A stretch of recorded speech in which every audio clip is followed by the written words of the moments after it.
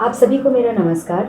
मैं डॉक्टर हाजरा फातिमा हैदराबाद से holistic studio में आप सभी का स्वागत करती हूँ।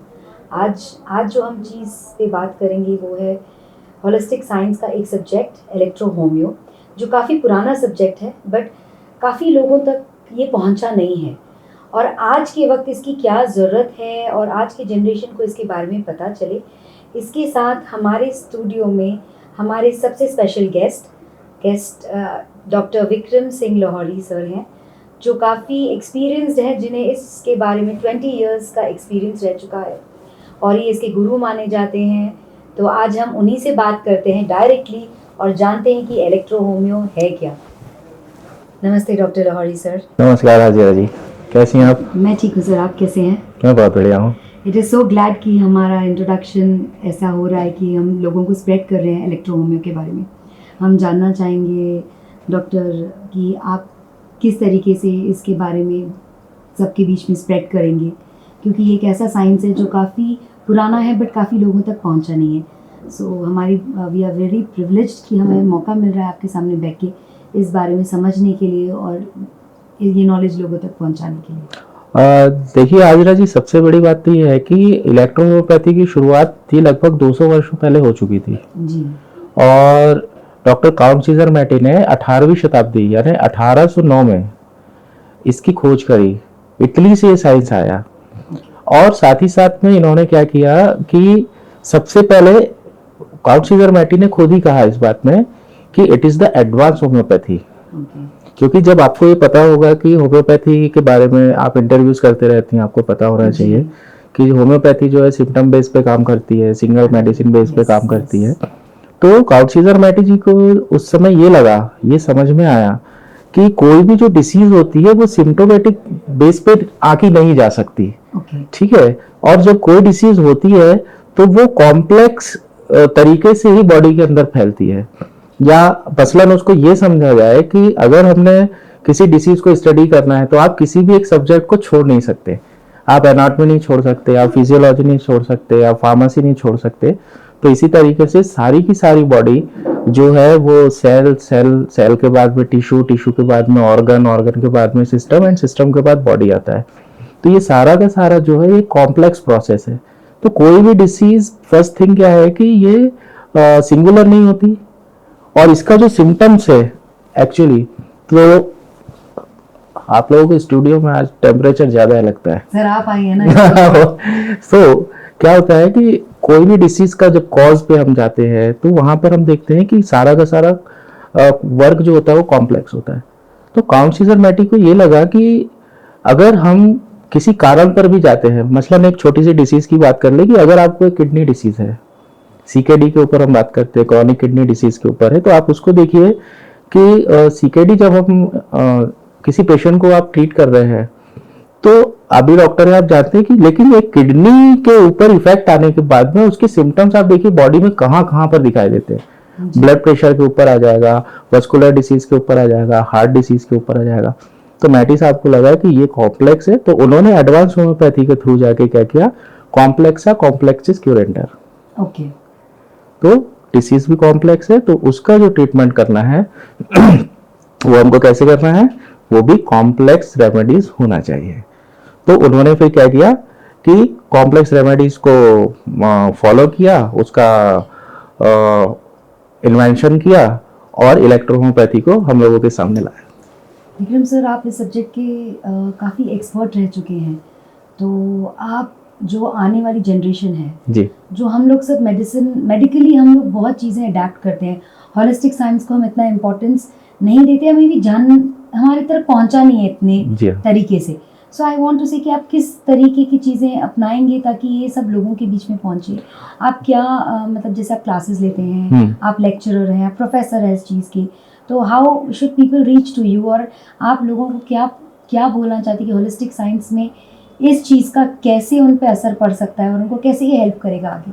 देखिए, सबसे पहले तो मैं 4 लाइनों में लोगों को ये समझाना चाहता हूँ कि हम डिफरेंट क्यों हैं।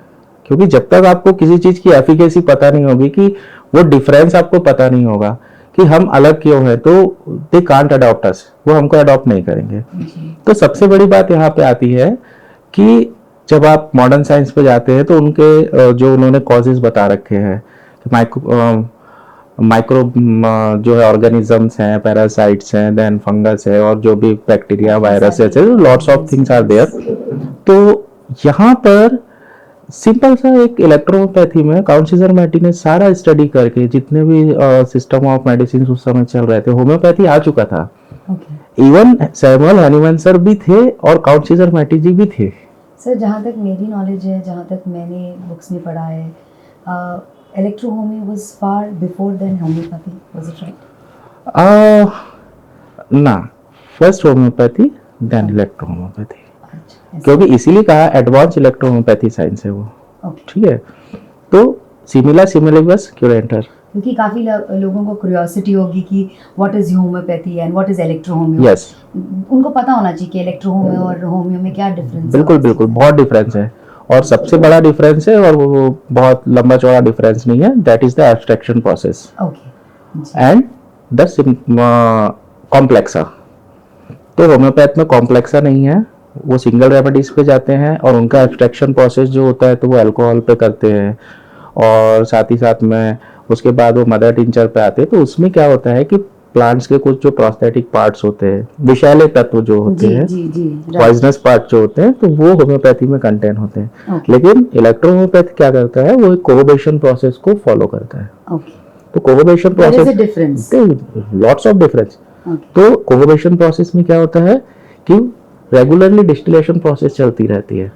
तो इसमें क्या होता है कि प्लांट्स के जितने भी पॉइजनस पार्ट है वो अलग हो जाते हैं, और प्लांट्स की एनर्जी और साथ ही साथ में उसके जो मेडिसिनल पार्ट है वो इलेक्ट्रोहोम्योपैथ कंटेन करता है। बहुत ब्यूटीफुल सब्जेक्ट रहने वाला है होलिस्टिक साइंस का। जी हाँ। तो मैं चाहूंगी जितने भी लोग ये सुन रहे हैं इसको फॉलो करें और काफ़ी सारी जानकारी लें डॉक्टर विक्रम लाहौरी से, ताकि हम इस साइंस को आगे बढ़ाएं और डिजीजेस को कम करें दुनिया में। बिल्कुल जी। और कुछ बताना चाहेंगे सर आप? बस एक अवेयरनेस की चीज में बताना चाह रहा हूँ कि एक आधी बात बीच में छूट गई थी, जिसमें मैंने कहा था कि पैरासाइट को बेस माना जाता है, फंगस है, बैक्टीरिया है, वायरसेस हैं। तो जब इसकी कंप्लीट स्टडी की गई तो आपको वो, मैं अच्छे से जानता हूँ, आपका कई बार आपने इंटरव्यू जो आप लेते हैं मैं देखता भी हूँ उसको, तो आपका भी नॉलेज काफी अच्छा है। Thank you so much. तो इसमें क्या तो इसमें क्या होता है कि जब कंप्लीट स्टडी हम बॉडी के अंदर करते हैं तो आपको दिखते हैं बॉडी के अंदर सिर्फ दो ही फ्लूइड है जो वाइटल फ्लूइड है। ठीक है, सो ब्लड एंड लिम्फ। अगर कोई पैरासाइट आ रहा है, कोई बैक्टीरिया आपके ऊपर वर्कआउट कर रहा है, तो वो किस चीज पे वर्कआउट कर रहा है, वो किस चीज को मतलब किस चीज के ऊपर टारगेट कर रहा है, that is your immunity. And immunity is based on only two fluids, blood and lymph. जी सर, राइट। तो कोई भी इम्यून सिस्टम कब हमारा इफेक्ट करेगा कोई भी बाहर की चीज, जब हमारा इम्यून सिस्टम डाउनफॉल पे जाएगा। अब या तो इन्फेक्शन ब्लड में होगा, या तो उसको रोकने के लिए लिम्फ आएगा, और कुछ समय तक रोकने के बाद वो इन्फेक्शन या जो भी चीजें हैं वो लिम्फ के अंदर चली जाएंगी। तो जिस तरीके से दीपक सर ने भी बताया था कि holistic science works on roots, आप भी यही कहते हैं? जी बिल्कुल। Electrohomeo also works on roots. It take care of the root cause first. तो इसलिए क्या होता है ना हाजिरा जी, हम लोग क्या करते हैं जी, vitiation of blood and lymph, right. तो ब्लड और लिम्फ में किसी प्रकार की कोई अशुद्धि आ रही है या वहां पर कोई खराबी आ रही है तो ही वो डिसीज का कारण बनेगा। क्योंकि फूड एंड न्यूट्रिशन पहुंचाने का काम किसका है, वो ट्रांसपोर्टेशन कौन करता है, ब्लड करता है। ऑक्सीजन पहुंचाने का काम कौन करता है, ब्लड करता है। और बॉडी का जितना वास्ट मटेरियल है उसको बाहर निकालने का या उसको मैनेज करने का काम कौन करता है, लिम्फ करता है। अब आप मुझे बताइए कि इन दोनों चीजों के अलावा ऐसी कौन सी तीसरी चीज है जो डिसीज का कारण हो सकती है? नहीं सर, डिजीज का कारण तो बेसिकली ये दो वजह से, ये दो ही चीजें हो सकती है। तो इसलिए इलेक्ट्रोहोम्योपैथी का मानना यह है कि filtration of blood and lymph is the best treatment in the world. तो अगर कोई बैक्टीरिया है, कोई वायरस है, अभी मैं नाम नहीं लूंगा, आपने महामारी जैसे हम लोगों ने इतना क्राइसिस झेला है, तो कोई भी वायरस है, कोई भी बैक्टीरिया है, तो वो इम्यूनिटी पे काम करता है। अब आप देखेंगे कि ब्लड सेल्स WBCs है, लिम्फोसाइट्स हैं, है ना, RBCs हैं, तो जितने भी फाइटर सेल्स है वो ब्लड के अंदर है। जी। और 90% इम्यूनिटी, और साथ ही साथ में एक और बात निकल रही है तो मैं आपको बता रहा हूं कि body fluid balancing and immune balancing, इसका 90% वर्कआउट कौन करता है? लिम्फ करता है जी सर। और न्यूट्रिशनल, होम्योस्टैटिक, उसके बाद में जो बॉडी एनर्जी को बैलेंस करना है, बॉडी में वाइटल फोर्स को पहुंचाना है, एनर्जी बैलेंसिंग करना है, यानी बॉडी की होलिस्टिक फंक्शनिंग को बैलेंस करने का काम ब्लड करता है। तो अब आप मुझे बताएं कि ब्लड और लिम्फ के अलावा ऐसा कौन सा कारण हो सकता है? ये तो बहुत अच्छी चीज है सर कि एक नेचुरल तरीके से हम acute and chronic diseases both of diseases को हम टेक केयर कर सकते हैं 100%। सो ये तो एक नई जनरेशन के लिए भी बहुत अच्छी चीज है, एंड लोगों तक ये पहुंच रही है तो ये और भी अच्छी चीज है, एंड आपके थ्रू पहुंच रही है, इससे अच्छी बात नहीं हो सकती। खैर ये because I think correct knowledge जिनके पास हो वो करेक्टली पहुंचाए, उसका फायदा भी बहुत होता है। बिल्कुल बिल्कुल। दूसरी सबसे बड़ी और एक बात है कि होम्योपैथी की जो रेमेडीज होती है, ये मैं आपको लास्ट में ये एक अवेयरनेस के हिसाब से बता रहा हूँ कि आप इतने इंटरव्यूज करती हैं, आप लोगों के बीच में रहती हैं, तो सबसे बड़ी चीज़ ये है कि होम्योपैथी में जो रेमेडीज हैं, अगर उसको एक हेल्दी बॉडी में डाला जाए तो वो रेमेडी पर्टिकुलर डिसीज के सिम्टम्स एक नॉर्मल बॉडी के अंदर भी ला देती है। ठीक है, कि सपोज आपको फीवर नहीं है, लेकिन अगर उनकी कोई एक रेमेडी है, उस रेमेडी को अगर एक हेल्दी बॉडी में दिया, ठीक है, तो वो फीवर के सिम्टम्स पैदा कर देगी। लेकिन इलेक्ट्रो होम्योपैथी में ऐसा नहीं है। इलेक्ट्रो होम्योपैथी सिर्फ इल बॉडी पर ही काम करती है।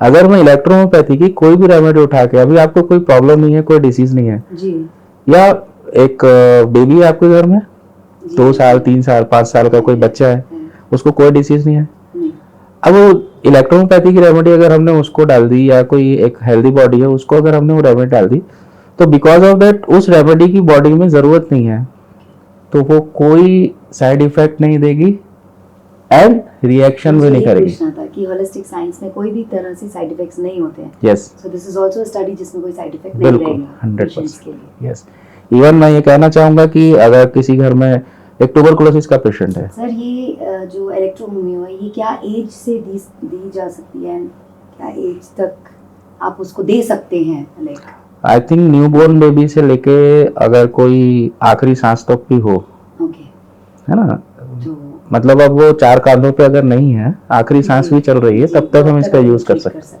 Yes, so it's like newborn, मतलब it's without side effects, pure. या 100%। तो वही मैं बता रहा था कि इसमें क्या है कि अगर एक ट्यूबरकुलोसिस का पेशेंट है घर पे, उसका इलेक्ट्रोपैथी से ट्रीटमेंट चल रहा है, अब उसी घर में एक 5 साल का बच्चा है, अब उसने क्या किया कि धोखे से वो जो रेमेडीज थी उस बच्चे ने पी लिया या इंटेक कर लिया, व्हाटएवर, तो क्योंकि उस रेमेडीज की उसको उस बच्चे की हेल्दी बॉडी में कोई जरूरत नहीं है, तो दे विल बी एलिमिनेट।